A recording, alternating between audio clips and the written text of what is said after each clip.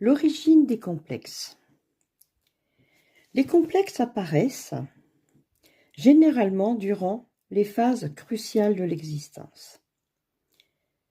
Si l'adolescence, le passage à l'âge adulte ou encore à la crise de la quarantaine sont autant de moments propices à leur développement, ils peuvent également survenir à la suite d'événements douloureux, tels que la perte d'un être cher ou un licenciement.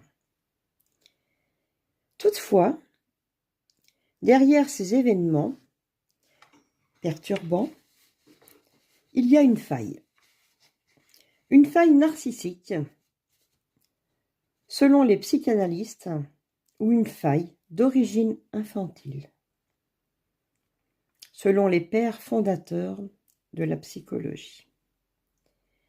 En effet, la majorité des grands courants psychologiques s'accordent sur le fait que le complexe, en tant que rejet d'une partie de soi, trouve sa source dans l'enfance. Ce sont les figures parentales qui posent les premières pierres de la construction d'un individu.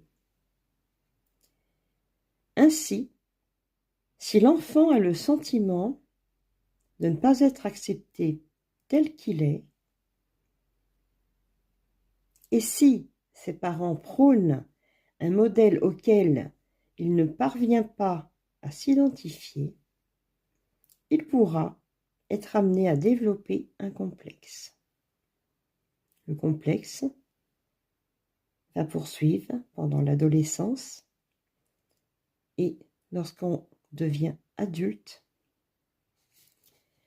Toutefois, les complexes et la gêne qu'ils occasionnent dépendent également d'autres facteurs, propres au parcours de vie et à la personnalité de chaque individu. Ainsi, l'estime de soi et la confiance en soi sont toujours défaillantes chez une personne complexée. Enfin, le culte de l'apparence, s'il n'est pas à l'origine même des complexes, contribue à les entretenir. L'image du corps parfait